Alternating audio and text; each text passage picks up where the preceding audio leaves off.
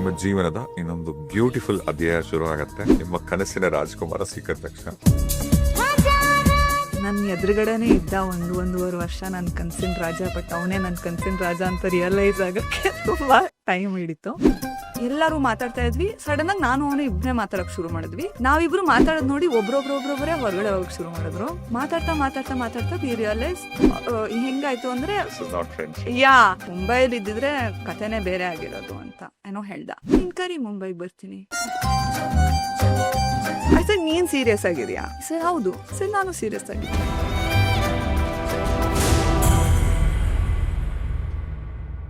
ನಿಮ್ಮ ಜೀವನದ ಇನ್ನೊಂದು ಬ್ಯೂಟಿಫುಲ್ ಅಧ್ಯಾಯ ಶುರು ಆಗತ್ತೆ.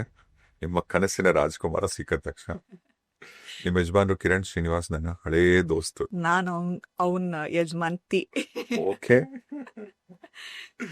ಸರಿ, ಕಿರಣ್ ಹೇಗ್ ಪರಿಚಯ ಆಗಿದ್ದು? ಯಾವಾಗ ನಿಮ್ಮ ಲವ್ ಸ್ಟೋರಿ ಎಲ್ಲಿಂದ ಶುರು ಆಯ್ತು? ನನ್ನ ಎದುರುಗಡೆನೆ ಇದ್ದ ಒಂದೂವರೆ ವರ್ಷ ನನ್ನ ಕನಸಿನ ರಾಜ. ಬಟ್ ಅವನೇ ನನ್ನ ಕನಸಿನ ರಾಜ ಅಂತ ರಿಯಲೈಸ್ ಆಗಕ್ಕೆ ತುಂಬಾ ಟೈಮ್ ಹಿಡಿತು. ಒಂದ್ ಸಿನಿಮಾ ಒಟ್ಟಿಗೆ ಆಕ್ಟ್ ಮಾಡಿದ್ವಿ ನಾವು. ಗೊತ್ತಿತ್ತು ಅವನ ಬಗ್ಗೆ. ಕನ್ನಡ ಸಿನಿಮಾ ಒಂಥರ ಬಣ್ಣಗಳು ಅಂತ. ಅಫ್ಕೋರ್ಸ್ ಅವ್ರು ಹಾಗೆ ಸುಮ್ಮನೆ ಬಂದಾಗ ಚೆನ್ನಾಗಿದ್ದಾನಲ್ಲ, ಕ್ಯೂಟ್ ಆಗಿದಾನಲ್ಲ ಅಂತೆಲ್ಲ ಅನ್ಸಿತ್ತು. ಬಟ್ ಮೀಟ್ ಮಾಡಿದಾಗ ಫಸ್ಟು ನಾನು ಅದೇ ಸಿನಿಮಾ ಟೈಮಲ್ಲಿ ಒಂದು ರೀಡಿಂಗ್ ಇತ್ತು. ಆ ರೀಡಿಂಗಿಗೆ ಲೇಟಾಗಿ ಬಂದ, ಸ್ವಲ್ಪ ಹುರ್ಕೊಂಡಿದ್ದೆ. ಎಲ್ಲ ಟೈಮು ವೇಸ್ಟ್ ಮಾಡ್ತಾ ಇದ್ದಾನಲ್ಲ ಅಂತ. ಅವನೇನೋ ಫ್ಲೈಟ್ ಡಿಲೇ ಆಗಿ ಮುಂಬೈಯಿಂದ ಬರಬೇಕಾಗಿತ್ತು. ಫ್ಲೈಟ್ ಡಿಲೇ ಆಗಿ ಗೊತ್ತಲ್ವಾ, ಏರ್ಪೋರ್ಟಿಂದ ಬರೋದೆಲ್ಲ ಲೇಟ್ ಆಗಿತ್ತು. ನಾವೆಲ್ಲ ಕುತ್ಕೊಂಡು ಕಾಯ್ತಾ ಇದ್ದೀವಿ, ಏನಪ್ಪ ಇವ್ನು ದೊಡ್ಡ ಸ್ಟಾರ್ ಅನ್ಕೊಂಬಿಟ್ಟಿದಾನ, ನಮ್ಮನ್ನೆಲ್ಲ ಕಾಯಿಸ್ತಾ ಇದ್ದಾನಲ್ಲ ಅಂತ. ಸೊ ನಾವು 5 ಜನ ಕಾಸ್ಟ್ ಮೆಂಬರ್ಸ್ ಇದ್ವಿ. ನಾನು, ಕಿರಣ್, ಪ್ರತಾಪ್ ನಾರಾಯಣ್ ಅಂತ ಗೊತ್ತಿರ್ಬೇಕು ನಿಮ್ಗೆ, ಇವಾಗ ಮಾರ್ಕಲ್ ಮಾಡ್ತಾ ಇದ್ದಾರೆ. ಮತ್ತೆ ಸೋನು ಗೌಡ, ಪ್ರವೀಣ್ ಅಂತ ಅವ್ರ ಹೊಸಬ್ರು. ಸೊ ನಾವ್ 5 ಜನ ಇದ್ವಿ. ನಾವು 4 ಜನ ವೇಟ್ ಮಾಡ್ತಾ ಇದೀವಿ ಸರ್ ಬರೋದಕ್ಕೋಸ್ಕರ. ಬಂದ ತಕ್ಷಣ ಎಲ್ಲ ಸಾರಿ ಅಂತೆಲ್ಲ ಹೇಳಿ ರೀಡಿಂಗ್ ಎಲ್ಲ ಮುಗೀತು. ದೆನ್ ನಂಗೊಂಥರ ಐ ವಾಸಂಟ್ ವೆರಿ ಶೋರ್, ಏನ್ ದೊಡ್ಡ ಸ್ಟಾರ್ ಅನ್ಕೊಂಬಿಟ್ಟಿದಾನ, ನಮ್ಗೆಲ್ಲ ವೇಟ್ ಮಾಡಿಸ್ತಾ ಇದ್ದಾನಲ್ಲ. ದೊಡ್ಡ ಸ್ಟಾರ್ ಆದ್ರೂ ಟೈಮಿಗೆ ಬರೋದೇನೆ ಆಕ್ಚುಯಲ್ ಒಂದು ಸ್ಟಾರ್ ಕ್ವಾಲಿಟಿ ಅಂತಲ್ಲ. ನನ್ನ ಫುಲ್ಲು ಕೋಪ ಬಂದ್ಬಿಡಿತ್ತು ನನಗೆ. ಬಟ್ ಅವ್ನು ಬಂದು ಒಂದು ಅಪಾಲಜೈಸ್ ಮಾಡಿದ ರೀತಿನೂ ಇಷ್ಟ ಆಯ್ತು. ಅಂದ್ರೆ ಒಪ್ಕೋತಾ ಇದ್ದಾನೆ ಈ ತರ ಆಯ್ತು ಅಂತ. ಬಟ್ ಇವಾಗ್ಲೂ ಅದ್ರ ಬಗ್ಗೆ ರೇಗಿಸ್ತಾ ಇರ್ತೀನಿ ನಾನು, ಏನೋ ಅಂತಲ್ಲ. ಅಂಡ್ ಆ ಒಂದು cinema was about a road trip. ಕರ್ನಾಟಕದಲ್ಲಿ ಬಾದಾಮಿ, ಮತ್ತೆ ಸಕಲೇಶ್ಪುರ, ಮಂಗಳೂರು, ಉಡುಪಿ ನಾವೆಲ್ಲ ಶೂಟ್ ಮಾಡ್ಬೇಕಾಗಿತ್ತು ನಾವು. ಅಂಡ್ ಕಿರಣ್ ಐಡಿಯಾ ಏನು ಅಂದ್ರೆ, ನಾವೆಲ್ಲರಿಗೂ ಒಬ್ರಿಗೊಬ್ರು ಅರ್ಥ ಮಾಡ್ಕೋಬೇಕು. ಫ್ರೆಂಡ್ಶಿಪ್ ಬಗ್ಗೆ, ಲವ್ ಬಗ್ಗೆ, ಜೀವನದ ಬಗ್ಗೆ ಸಬ್ಜೆಕ್ಟ್, ಸಿನಿಮಾ ಸಬ್ಜೆಕ್ಟ್. ಅಂದ್ರೆ ರೋಡ್ ಟ್ರಿಪ್ ಅಲ್ಲಿ ಒಂದು ಜರ್ನಿನಲ್ಲಿ ನಮ್ಮ ಕ್ಯಾರೆಕ್ಟರ್ಸ್ ಎಲ್ಲ ಹೆಂಗೆ, ನಮ್ಮ ಕ್ಯಾರೆಕ್ಟರ್ಗಳದ್ದು ಜರ್ನಿ ಹೆಂಗೆ ಚೇಂಜ್ ಆಗತ್ತೆ ಅನ್ನೋದು ಸಿನಿಮಾದ ಕಾನ್ಸೆಪ್ಟ್. ನೀವೆಲ್ಲ ಅರ್ಥ ಮಾಡ್ಕೊಬೇಕು. ಒಬ್ರಿಗೊಬ್ರು ಅರ್ಥ ಮಾಡ್ಕೊಳ್ಳೋದಕ್ಕೆ. ನೀವು ಹಿಂಗ ಅರ್ಥ ಮಾಡ್ಕೊಂಡ್ರಿ? ಅದೇ ಅವ್ರ ಐಡಿಯಾ ಏನು ಅಂದ್ರೆ, ಕಾಸ್ಟ್ ಎಲ್ಲ ಬೇರೆ ಬೇರೆ ಕಾರ್ಸ್ ಎಲ್ಲ ಮಾಡ್ಬೇಡಿ ನೀವು, ನಾವು 5 ಜನ ಒಂದೇ ಕಾರಲ್ಲಿ ಟ್ರಾವೆಲ್ ಮಾಡ್ತೀವಿ ಎಲ್ಲ ಕಡೆ ಅಂತ. ಸೊ ನಮ್ದೇ ಒಂದು ರೋಡ್ ಟ್ರಿಪ್. ಅಂದ್ರೆ ಸೈಮಲ್ಟೇನಿಯಸ್ಲಿ ಈ ಕಡೆ ಸಿನಿಮಾ ಶೂಟು, ಮಧ್ಯದಲ್ಲಿ ನಿಲ್ಸ್ಕೊಂಡು ಶೂಟ್ ಮಾಡ್ತಾ ಇದ್ವಿ ನಾವು. ಸೊ ನೀವು ಅರ್ಥ ಮಾಡ್ಕೊಂಡ್ರಿ, ನಾವಿಬ್ರು ಅರ್ಥ ಮಾಡ್ಕೊಳಕ್ ಶುರು ಮಾಡಿ. It was such A great opportunity. Because ಎಷ್ಟು ಅವರ್ಸ್ ಟುಗೆದರ್ ನಾವು ಟ್ರಾವೆಲ್ ಮಾಡ್ತಾ ಇದ್ವಿ. ಇವಾಗ ಇಲ್ಲಿಂದ ಬಾದಾಮಿಗೆ ಹೋಗ್ಬೇಕು ಅಂದ್ರೆ ನಾವು ಬೆಳಗ್ಗೆ ಒಂದು 9 ಗಂಟೆಗೆ ಹೊರಟ್ವಿ, ರಾತ್ರಿ 12 ಗಂಟೆಗೆ ರೀಚ್ ಆದ್ವಿ. ಅಂಡ್ ಮಧ್ಯದಲ್ಲಿ ಬ್ರೇಕ್ಸ್ ತಗೊಳ್ಳೋದು. ಸೊ ನಾವು ಆಕ್ಚುಲಿ ಹೇಳ್ಬೇಕು ಅಂದ್ರೆ ಫಸ್ಟ್ ಟೈಮ್ ಅವತ್ತು ರೀಡಿಂಗ್ ಅಲ್ಲಿ ಮೀಟ್ ಮಾಡಿದ್ದು. ನೆಕ್ಸ್ಟ್ ಈ ಬಾದಾಮಿ ಹೊರಡ್ಬೇಕಾದ್ರೆ ಮೀಟ್ ಮಾಡಿದ್ದು. ಪ್ರೀವಿಯಸ್ ಡೇ ಕಾಲ್ ಮಾಡ್ಬಿಟ್ಟು ಈ ತರ ಇಷ್ಟು ಗಂಟೆಗೆ ಬರ್ತೀವಿ ಅಂತೆಲ್ಲ ಹೇಳಿದ್ದ. ಸರಿ ಓಕೆ ಅಂದ್ಬಿಟ್ಟು I was ready to leave. ಅವತ್ತು they came on time. Pratap ಅವನು ಇಬ್ರು ಒಟ್ಟಿಗೆ ಬಂದ್ರು. They came on time. And you will not believe it, ಬೆಂಗಳೂರಿಂದ ನೆಲ್ಮಂಗ್ಲಾಗ್ ಹೋಗೋ ಅಷ್ಟರಲ್ಲಿ ನಾವು ಫ್ರೆಂಡ್ಸ್ ಆಗ್ಬಿಟ್ಟಿದ್ವಿ. ಫಸ್ಟ್ ಅದೊಂದು ಇತ್ತಲ್ವಾ, ಒಂದ್ ಸ್ವಲ್ಪ ಡಿಸ್ಟೆನ್ಸ್ ಇತ್ತು. ಅಷ್ಟು ಬೆಂಗಳೂರಿಂದ ನೆಲ್ಮಂಗ್ಲಾಗ್ ಹೋಗೋ ಅಷ್ಟೊತ್ತಿಗೆ, ಅಂದ್ರೆ ನನ್ನನ್ನು ಪಿಕ್ ಮಾಡಿ ನೆಲ್ಮಂಗ್ಲಾಗ್ ಹೋಗೋ ಅಷ್ಟೊತ್ತಿಗೆ ದಿಸ್ ಗಾಯ್ ಇಸ್ ಫ್ರೆಂಡ್ ಮೆಟೀರಿಯಲ್ ಅಂತ ಅರ್ಥ ಆಗೋಗಿತ್ತು. ಅಂಡ್ ಇವಾಗ ಅವ್ನು ಹೇಳೋದು ಸೇಮ್ ಫೀಲಿಂಗ್ ಅವನಿಗೂ ಅಂತ ಹೇಳ್ತಾರಲ್ಲ. ಆ ಥರ ಒಂದು ಯಾವುದೋ ಜನ್ಮದ ಕನೆಕ್ಷನ್ ಇದ್ದಾಗ ತುಂಬಾ ಫೆಮಿಲಿಯರ್ ಅನ್ಸಕ್ ಶುರು ಆಗ್ತಾರೆ. ತುಂಬಾ ಎಫರ್ಟ್ ಹಾಕೋದು ಬೇಕಾಗಲ್ಲ. ಇವ್ರು ನಂಗೆ ಮುಂಚೆಯಿಂದಾನೇ ಗೊತ್ತೇನೋ ಅಂತ ಅನ್ಸಕ್ ಶುರು ಚಾರ್ಮಿಂಗ್ ಕನೆಕ್ಷನ್. ಯಾ. ಸೊ ಅದೊಂದಾಯ್ತು. But I was like friend. And ಹಂಗೆ ಆ ಸಿನಿಮಾ ಶೂಟ್ ಟೈಮಲ್ಲಿ ರೋಡ್ ಟ್ರಿಪ್ ಮಾಡ್ತಾ ಟ್ರಾವೆಲ್ ಮಾಡ್ತಾ ಮಾತಾಡಿದ್ವಿ ಎಲ್ಲರೂ. ನಾವಿಬ್ರೇ ಅಂತಲ್ಲ, ನಾವು 5 ಜನ ಕೂಡ ಎಲ್ಲಾನು ಮಾತಾಡ್ತಾ ಇದ್ವಿ, ಎಲ್ಲಾನು ಹಂಚ್ಕೊಂಡ್ವಿ. ಆ್ಯಂಡ್ ಎಲ್ಲರೂ ಒಬ್ರಿಗೊಬ್ರಿಗೆ ಒಂದು ಸೇಫ್ ಸ್ಪೇಸ್ ಅಂತ ಹೇಳ್ತಾರಲ್ಲ, ಅದನ್ನ ನಾವು ಒಬ್ರಿಗೊಬ್ರಿಗೆ ಕೊಡ್ತಾ ಇದ್ವಿ. ಯಾಕಂದ್ರೆ ಏನೇನೋ ತುಂಬಾ ಇಂಟಿಮೇಟ್ ಡೀಪ್ ಏನೇನೋ ಎಲ್ಲರೂ ಮಾತಾಡಿದೀವಿ. ಆ್ಯಂಡ್ ಡೆಫಿನೆಟ್ಲಿ ಒಂದು ಕನೆಕ್ಷನ್ ಹಾಗೆ ಬೆಳೆದಿದ್ದು ನಮ್ಮಿಬ್ಬರ ಮಧ್ಯದಲ್ಲಿ. ಆಮೇಲೆ I didn't think of it as ಇದು ಪ್ರೀತಿ ಕನ್ವರ್ಟ್ ಆಗ್ಬೋದೇನೋ ಅಂತ ನನಗೆ ಥಾಟ್ ಇನಿಷಿಯಲಿ ಬಂದೇ ಇರಲಿಲ್ಲ. ಸ್ನೇಹಿತ, ಒಳ್ಳೆ ಸ್ನೇಹಿತ.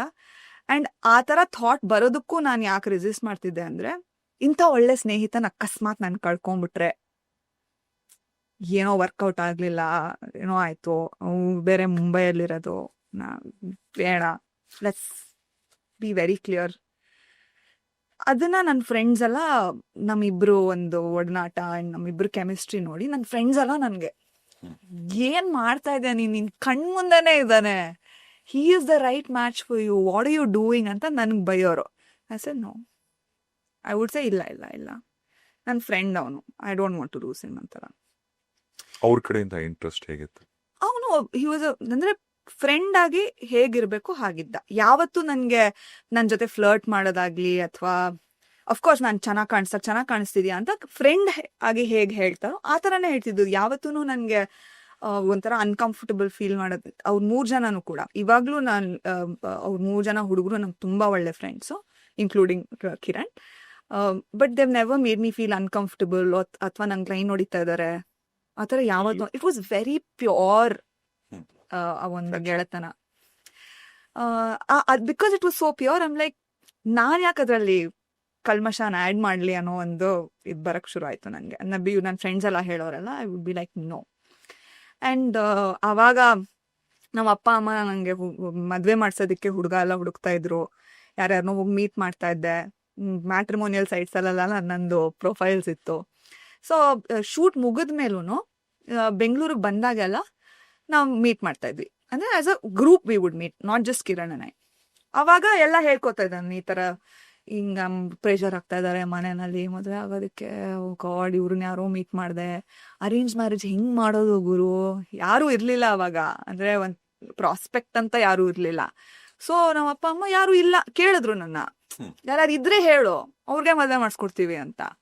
ನನಗೆ ಯಾರೂ ಇಲ್ಲ, ಏನು ಮಾಡಲಿ ನಾನು. ಸೊ ಈ ಥರ ಅರೇಂಜ್ ಮ್ಯಾರೇಜ್ ವೇ ಹೋಗೋಣ ಅಂದ್ಬಿಟ್ಟು, ಸೊ ಎವ್ರಿ ಟೈಮ್ ಬಂದಾಗೆಲ್ಲ ಈ ಥರ ಕತೆಗಳೆಲ್ಲ ಹೇಳ್ಕೊತಾ ಇದ್ದೆ ನಾನು. ಈ ಥರ ಆಯಿತು, ಆ ಥರ ಆಯಿತು, ಅವ್ರು ಈ ಥರ ಕೇಳಿದ್ರು ಪ್ರಶ್ನೆ ನನಗೆ, ನಾನು ಈ ಥರ ಉತ್ತರ ಕೊಟ್ಟೆ, ಏನೇನೋ. ಆ್ಯಂಡ್ ಯಾವುದೂ ವರ್ಕೌಟ್ ಆಗ್ತಿರಲ್ಲ ಅಂತ. ಅವ್ನು ಯಾವಾಗಲೂ ಹೇಳೋನು, ಯಾಕೆ ನೀನು ತಲೆ ಕೆಡ್ಸ್ಕೊತಾ ಇದೀಯಾ, ಇವರ ಕ್ಯಾಚ್ ಅಂತ ಹೇಳೋನು ಯಾವಾಗಲೂ. ನಿನ್ನಂಥ ಹುಡುಗಿ ಪಡ್ಕೋಬೇಕು ಅಂದರೆ ಅದೃಷ್ಟ ಮಾಡಿರ್ಬೇಕು ಹುಡುಗ. ಹಿಂಗೆ ಅಂದರೆ ಒಂದು ಲಿಸ್ಟ್ ಹೇಳೋನು, ಅಂದರೆ ಸೌಂದರ್ಯ ಇದೆ, ಇದಿದೆ, ಒಳ್ಳೆ ಅಪ್ಪ ಅಮ್ಮ ಇದ್ದಾರೆ, ಒಳ್ಳೆ ಟ್ಯಾಲೆಂಟ್ ಇದೆ, ಎಲ್ಲನೂ. ನೀನು ಯಾಕೆ? ಸೊ ಅವಾಗ ಅಟ್ ಒನ್ ಪಾಯಿಂಟ್ ಅವನಿಗೆ ಅರ್ಥ ಏನಾಗಿದ್ದು ಅಂದರೆ, ಸೆಲ್ಫ್ ಡೌಟ್ ಅನ್ನೋದು ಹುಟ್ಕೊಳತ್ತೆ ಈ ಥರ. ನನ್ಗೆ ಯಾರು ಪ್ರಾಸ್ಪೆಕ್ಟೇ ಇಲ್ವಾ, ಅಂದರೆ ಇವ್ರನ್ನ ನಾನು ಮದುವೆ ಆಗ್ಬೋದು ಅಥವಾ ಇವ್ರ ಜೊತೆ ನನ್ನ ಲೈಫ್ ಕಳಿಬೋದು ಅನ್ನೋ ಒಬ್ಬರು ವ್ಯಕ್ತಿ ಇಲ್ಲ ಅಂದರೆ ನನ್ನಲ್ಲೇ ಏನೋ ಕೊರತೆ ಇದೆಯಾ ಅನ್ನೋ ಒಂದು ಪ್ರಶ್ನೆ ಆ ಟೈಮಲ್ಲಿ ನನಗೆ ಬರೋಕ್ಕೆ ಶುರು ಆಗೋಗಿತ್ತು. ಆ್ಯಂಡ್ ಅವ್ನು ಯಾವಾಗಲೂ ಅದನ್ನು ಒಂಥರ ಅವ್ನ ಮಾತುಗಳಿಂದ ನನಗೆ he would make me feel better. ಏನಕ್ಕೆ ತಲೆ ಕೆಡ್ಸ್ಕೊತಿದೆ, ನಿನ್ನಲ್ಲಿ ಏನೂ ತಪ್ಪಿಲ್ಲ, is nothing wrong with you, time ಕೂಡ ಬಂದಾಗ ಆಗತ್ತೆ ಎಲ್ಲಾನು ಅಂತಾನೆ ಹೇಳ್ತಾರನು. ಆ್ಯಂಡ್ ಹಿಂಗೆ ನನ್ನ ಬರ್ತ್ಡೇಗಾಗಲಿ 2017 ಬರ್ತ್ಡೇಗೂ ಹಿ ವಾಸ್ ಇನ್ ಬ್ಯಾಂಗ್ಳೂರ್. ನನ್ನ ಬರ್ತ್ಡೇ ಪಾರ್ಟಿಗೆ ಹಿ ಹ್ಯಾಡ್ ಕಮ್. 2018 ಬರ್ತ್ಡೇ ಪಾರ್ಟಿಗೆ ಫಸ್ಟು ಬರ್ತೀನಿ ಅಂತ ಹೇಳಿದ. ಅವನಿಗೆ ನಾನು ಈ ವಾಸ್ ಟ್ರಾವೆಲಿಂಗ್, ಎಲ್ಲೋ ದುಬೈಗೋ ಎಲ್ಲೋ ಹೋಗಿದಾಗ ನಂಗೇನೋ ತೊಗೊಂಬರಕ್ಕೆ ಹೇಳಿದ್ದೆ. ಅಂದ್ರೆ ಅವನೇ ಕೇಳಿದ್ದು, ಯಾರು ಬೇಕಾ ದುಬೈಯಿಂದ ಅಂತ. ಐ ಗಿವನ್ ಈ ಥರದ್ದು ನಾನು ತೊಗೊಂಬ ಅಂತ. ನನ್ನ ಬರ್ತ್ಡೇ ಟೈಮ್ಗೆ ನೀನು ನಂಗೆ ತಂದ್ಕೊಡ್ಬೇಕಿದ್ದಾನ ಅಂತ ಹೇಳಿದ್ದೆ. ಸರಿ ಓಕೆ ಅಂತ ಹೇಳಿದ್ದ. ಅದೇ ಟೈಮ್ಗೆ ದಿಗಂತು ಮತ್ತು ಆ್ಯನ್ ಮದುವೆ ಇತ್ತು. ಸೊ ಒಂದ್ ದಿವಸ ಫೋನ್ ಮಾಡಿ, ಇಲ್ಲ ಅದಕ್ಕೂ ಬರೋಕ್ಕಾಗ್ತಲ್ಲ ನನಗೆ, ನಿನ್ನ ಬರ್ತ್ಡೇಗೂ ಬರೋಕ್ಕಾಗ್ತಲ್ಲ, ನೆಕ್ಸ್ಟ್ ಟೈಮ್ ಬಂದಾಗ ಕೊಡ್ತೀನಿ. I said no, I don't care, ನಂಗೆ ನೀನು ಬರಲಾದ್ರೆ ಪರವಾಗಿಲ್ಲ, ನನ್ ಗಿಫ್ಟ್ ಬೇಕು. ಬೇಕು ಅಂತ. And somehow we made it. ದಿಗಂತೂ ಕೋಪ ಮಾಡ್ಕೊಂಡಿದ್ದ, ಯಾಕೆ ನಮ್ಮ ಮದ್ವೆಗೆ ಬರ್ತಾಯಿಲ್ಲ, ಬಿಕಾಸ್ ಆ್ಯಕ್ಚುಯಲ್ ಮದುವೆ ಸೆರೆಮನಿಗೆ ಇರಲಿಲ್ಲ ಅವನು. ಐ ಥಿಂಕ್ ರಿಸೆಪ್ಷನ್ನು ಕಾಕ್ಟೇಲ್ಗೂ ಬಂದಿದ್ದು. ಅಲ್ಲಿ ನಂದಿ ಹಿಲ್ಸಿಗೆ ಬಂದಿರ್ಲಿಲ್ಲ. ಆಹಾ, ಇಲ್ಲಿ JWನಲ್ಲೋ ರಿಟ್ಸ್ ಕಾರ್ಲ್ಟನ್ನಲ್ಲೋ ಆಯ್ತಲ್ಲ ಅವ್ರದ್ದು, I think cocktail party or something, ಅದಕ್ಕೆ at come down. And same day ನನ್ನ ಬರ್ತ್ಡೇ. ಸೊ ಅವನು ಆ ಪಾರ್ಟಿ ಮುಗಿಸ್ಕೊಂಡು ಆಮೇಲೆ ಬರ್ತೀನಿ ಅಂತ. ಸೊ ನನ್ನ ಒಂದು ದೊಡ್ಡ ಗ್ಯಾಂಗ್ ಆಫ್ ಫ್ರೆಂಡ್ಸ್ ಎಲ್ಲರೂ ಒಂದು ಕಡೆ ಪಾರ್ಟಿ ಮಾಡಿ, then we went to an after party ಥರ ಒಂದು ಸರ್ವಿಸ್ ಅಪಾರ್ಟ್ಮೆಂಟ್ ಹೈರ್ ಮಾಡಿದ್ದೆ. ನನ್ನ ಬರ್ತ್ಡೇ ಎಲ್ಲ ಮುಗಿದ್ಮೇಲೆ 12 ಗಂಟೆ 1 ಗಂಟೆಗೆ ಬಂದ. ಸೊ ಅವತ್ತಿನ ದಿವಸ ಅದು ಏನಾಯ್ತೋ ಗೊತ್ತಿಲ್ಲ, ಎಲ್ಲರೂ ಮಾತಾಡ್ತಾ ಇದ್ವಿ. ಸಡನ್ನಾಗಿ ನಾನು ಅವನು ಇಬ್ಬರೇ ಮಾತಾಡೋಕೆ ಶುರು ಮಾಡಿದ್ವಿ. ನಾವಿಬ್ರು ಮಾತಾಡೋದು ನೋಡಿ ಒಬ್ರೊಬ್ರೇ ಹೊರಗಡೆ ಹೋಗಕ್ಕೆ ಶುರು ಮಾಡಿದ್ರು. ಏನೋ ಮಾತಾಡ್ತಾ ಇದ್ದಾರೆ ಇವರು ಅಂತ. ಮಾತಾಡ್ತಾ ವಿ ರಿಯಲೈಸ್ ಹೆಂಗಾಯ್ತು ಅಂದ್ರೆ, ಹೆಂಗಾಯ್ತು ಅಂದ್ರೆ, ನೀನು ತಿರ್ಗಾ ಅದೇ ಮದ್ವೆ ಇದೆಲ್ಲ ಬಂತು. ದೆನ್ ಈಸ್ ಲೈಕ್, ನೀನ್ ಮುಂಬೈಲಿ ಇದ್ದಿದ್ರೆ ಕಥೆನೇ ಬೇರೆ ಆಗಿರೋದು ಅಂತ ಏನೋ ಹೇಳ್ದ. ನಂಗೆ ಸಡನ್ ಆಗಿ ಅರ್ಥ ಆಗ್ಲ. Like what is he saying? Direct hint. Then I said, ನೀನ್ ಕರಿ, ಮುಂಬೈಗೆ ಬರ್ತೀನಿ. ಲೈಕ್ ವೇಟ್ ಅ ಮಿನಿಟ್, ನಾನು ಅನ್ಕೋತಿರೋದೇ ನೀನು ಅನ್ಕೋತಿರೋದ, ಅಥವಾ ಜೋಕ್ ಮಾಡ್ತಾ ಇದೆಯಾ ಅಂತ. ಬಿಕಾಸ್ ಆ ಥರ ಜೋಕ್ ಎಲ್ಲ ಮಾಡ್ತಾ ಇದ್ವಿ ಆಯ್ತಾ. ಐ ಸೆಡ್, ನೀನ್ ಸೀರಿಯಸ್ ಆಗಿದೆಯಾ? ಸರ್ ಹೌದು. ಸರ್ ನಾನು ಸೀರಿಯಸ್ ಆಗಿದ್ದೀನಿ.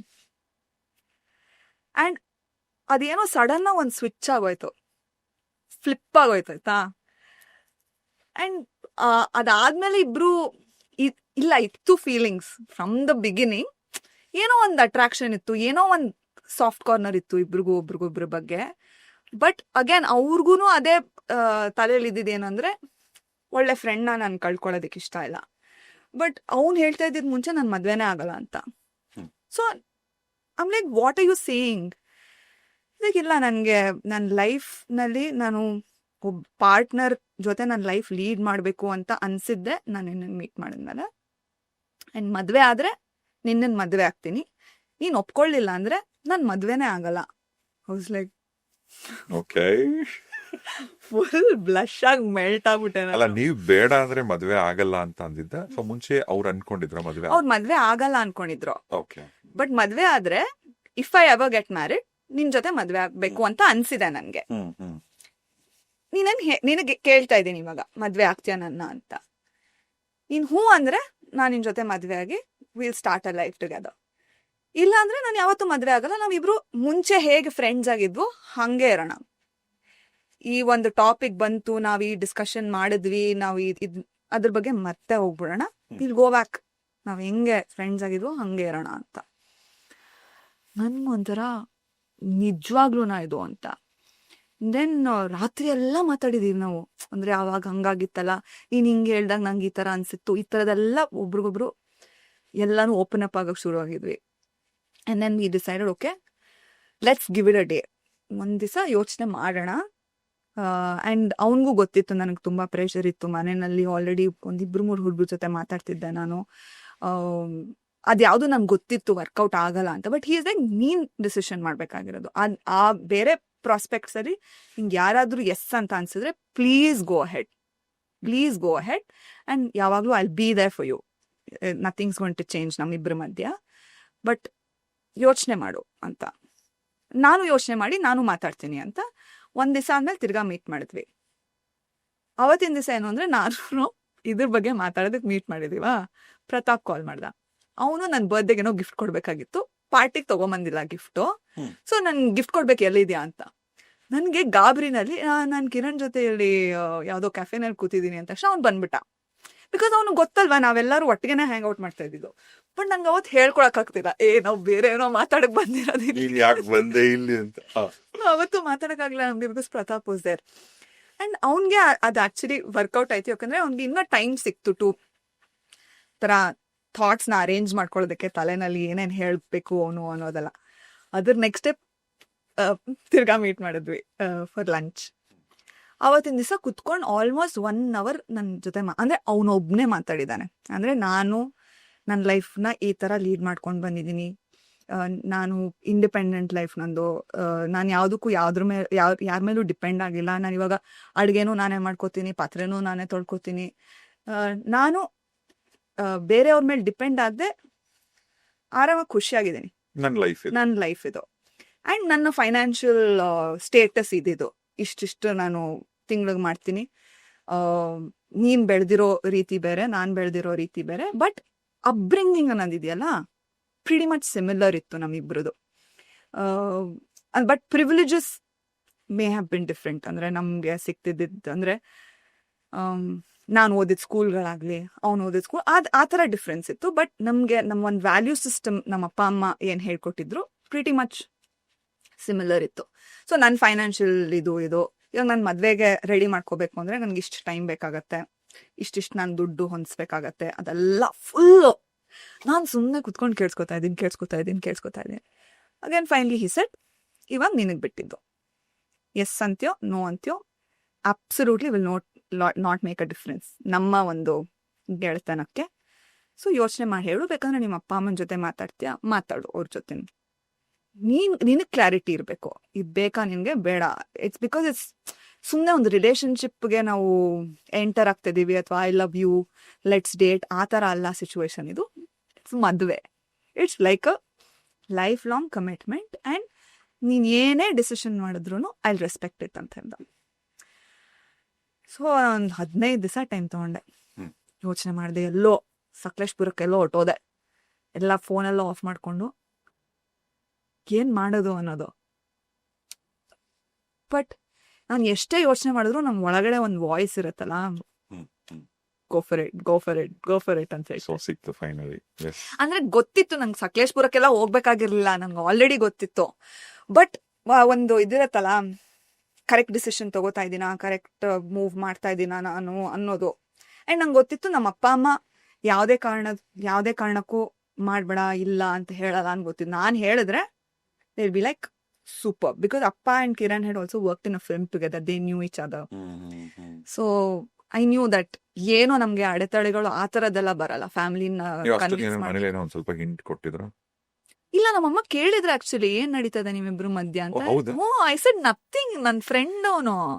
ಯಾಕೆ ಅವ್ರಿಗೆ ಡೌಟ್? ಅದೇ ಎಲ್ಲಾರ್ಗೂ ಆ ತರ ಅನ್ಸೋದು, because of the way we were. ನಾವ್ ಹೇಗೆ ಒಬ್ರು ಜೊತೆ ಮಾತಾಡ್ತಿದ್ವಿ ಅಂಡ್ ಏನೋ ಒಂದು ಕೆಮಿಸ್ಟ್ರಿ ಇತ್ತು ನಮ್ಮಿಬ್ರ ಮಧ್ಯದಲ್ಲಿ. ಅದನ್ನ ಎಲ್ಲರೂ ನೋಡಿ ಅರ್ಥ ಮಾಡ್ಕೊಂಡಿದ್ರು, ನನಗೆ ಅರ್ಥ ಆಗಿರ್ಲಿಲ್ಲ ಅದು. ಸೊ 15 ದಿವಸ ಆದ್ಮೇಲೆ ನ್ಯೂ ಇಯರ್ಸ್ ಈವ್ ನನ್ನ ಫ್ರೆಂಡ್ ಮನೆಯಲ್ಲಿ ನಾವು ಸೆಲೆಬ್ರೇಟ್ ಮಾಡ್ತಾ ಇದ್ವಿ. ನನ್ನ ಫ್ರೆಂಡ್ ಮನೆ ಅವ್ರ ಅಂಕಲ್ ಮನೆಯಿಂದ ಒಂದು ಫ್ಯೂ ರೋಡ್ಸ್ ದೂರ ಅಷ್ಟೆ. ನ್ಯೂ ಇಯರ್ಸ್ ಮುಗಿಸ್ಕೊಂಡು ಅಲ್ಲಿ ಅವ್ನ ಕಸಿನ್ಸ್ ಜೊತೆ ಎಲ್ಲ ಇದ್ದ, ಮುಗಿಸ್ಕೊಂಡು he came here and then I said okay ಮಾಡೋಣ ಮೊದಲು. ಅವಾಗಲೇ ನೀವು ದಿಗಂತ ಆಧಾರಿತ ಮದುವೆ ಅಂದಾಗ ನಂಗೆ ಒಂದಿನ ನಿಮ್ಮ ಯಜಮಾನರು ನನಗೆ ಕಿರಣ್ ನನಗೆ ಚಾನ್ಸಿ ಪೆವಿಲಿಯನ್ಗೆ ಹಾಗೆ ಸುಮ್ಮನಿದ್ದು ಆಡಿಯೋ ರಿಲೀಸ್ ಮಾಡಿತ್ತು. ನನಗೆ ಅವಾಗ್ಲಿಂದ ಪರಿಚಯ. ಆಮೇಲೆ ಅವಾಗ ರೇಡಿಯೋಲಿ ನಾನು ಚೌಚೋ ಬಾತ್ ಅಂತ ಒಂದು ಶೋ ಮಾಡ್ತಿದ್ದೆ ಬೆಳಗ್ಗೆ 11 ಗಂಟೆಗೆ. ಅವಾಗ ಕಿರಣ್ ಫಸ್ಟ್ ಫಿಲ್ಮ್ ಅಲ್ವಾ ಅದು. ಅವಾಗ ಕಿರಣ್, ಯಶ್ ಅವ್ರನ್ನಾಗ್ಲಿ ಅಥವಾ ಚೇತನ್, ಅವಾಗ ತುಂಬಾ ಜನ ಇವ್ರ ಬರ್ತಿದ್ರು, ಯೋಗಿ ಆಗ್ಲಿ. ಅವಾಗ ಒಂದು ಚೌಚೋ ಬಾತ್ ಅಂತ ಒಂದು ಕಾಂಪಿಟೇಷನ್. ಏನು ಅಂದ್ರೆ ಬೆಂಗಳೂರಲ್ಲಿರೋ ಬೆಸ್ಟ್ ಬಿಸ್ನೆಸ್ ಮನೆಗಳಿಗೆ ಹೋಗಿ ಚೌಚೋ ಬಾತ್ನ ಟೇಸ್ಟ್ ಮಾಡಿ ಬರಕ್ ಹೋಗೋದು. ಅವಾಗ ನಾನು ಕಿರಣ ಕರ್ಕೊಂಡು ಹೋಗಿದ್ದೆ ಗೆಸ್ಟ್ ಆಗಿ, ಒಂದು ಸೆಲೆಬ್ರಿಟಿ ಗೆಸ್ಟ್ ಆಗಿ ಎಲ್ಲರ ಮನೆಗೂ. ಆಲ್ಮೋಸ್ಟ್ ಒಂದು 10 ಮನೆ ವಿಸಿಟ್ ಮಾಡಿದ್ವಿ. ಪಾಪ ಈ ವಾಸ್ ಸೋ ಕೈಂಡ್. ಪ್ರತಿ ಹೋಗಿದ್ ಮನೆಗೂ ಇಮ್ಯಾಜಿನ್ ಮಾಡಿ ಸ್ವಲ್ಪ ತಿನ್ಬೇಕು, ಟೇಸ್ಟ್ ಮಾಡ್ಬೇಕು, ಆಯ್ತಾ. ಬಟ್ ಎಷ್ಟು ಹಂಬಲ್ ಆಗಿ, ಎಷ್ಟು ಚೆನ್ನಾಗಿ ಎಲ್ಲರ ಜೊತೆನೂ ಚೆನ್ನಾಗಿ ಬರೀದ್ರು. ಅದೇ ಟೈಮಲ್ಲಿ ಇನ್ನು ಆಂದ್ರಿತಾದು ಫಸ್ಟ್ ರೇಡಿಯೋ ಇಂಟರ್ವ್ಯೂ ನಾನೇ ಮಾಡಿತ್ತು. ಆಂದ್ರಿತಾ ನಂಗೆ ಯಾಕೆ ಹೋದೆ, ಕಿರಣ್ ಹತ್ರ ಅಂದೆವಾಗ ನಂಗೇನೋ ಐ ಫೀಲ್ ದಿಗಂತ್ ಆಂದ್ರಿತದ್ದು ಏನೋ ನಡೀತಿದೆ ಅಂತ. ಅವಾಗ ಇನ್ನೂ ಗೊತ್ತಿಲ್ಲ. ಅವಾಗ ಕಿರಣ್ ದಿಗಂತ್ ಎಲ್ಲ ಫ್ರೆಂಡ್ಸ್ ಎಲ್ಲ ಅಷ್ಟೊತ್ತಿಗೆ ಅವಾಗ ಕಿರಣ್ ಹೇಳಿದ್ರು, ಯಾರಿಗೂ ಬೇಡ ಮಗ, ಅವ್ರಿಬ್ರು ಲವ್ ಮಾಡ್ತಿದ್ದಾರೆ. ಸೊ ಈ ಲವ್ ಸ್ಟೋರಿ ನಂಗೆ ಫಸ್ಟ್ ಗೊತ್ತಾಗಿದ್ದು ಕಿರಣ್ ಇಂದ. ಸೊ ಫೈನಲಿ ಒಳ್ಳೆ ಹುಡುಗನ ಪಡೆದಿದ್ದೀರಾ ನೀವು, ಒಳ್ಳೆ ಅದ್ಭುತ ವ್ಯಕ್ತಿ. ಭಗವಂತ ತುಂಬಾ ತುಂಬಾ ಚೆನ್ನಾಗಿರ್ಲಿ ನಿಮ್ಮನ್ನ. Thank you. ಅಂಡ್ ತುಂಬಾ ಐ ಥಿಂಕ್ ಲಕ್ಡ್ ಔಟ್. ಹಾಗೆ ನಾನು ಹೇಳಿದ್ನಲ್ಲ, ನಮ್ಮಮ್ಮನಲ್ಲಿರುವಂತಹ ಒಂದು ಕರುಣೆ, ಸಹಾನುಭೂತಿ ಅದ್ರ ನೆಕ್ಸ್ಟ್ ಅಂತ ನಾನು ಯೋಚನೆ ಮಾಡಬೇಕು ಅಂದರೆ ಇಟ್ಸ್ ಕಿರಣ್.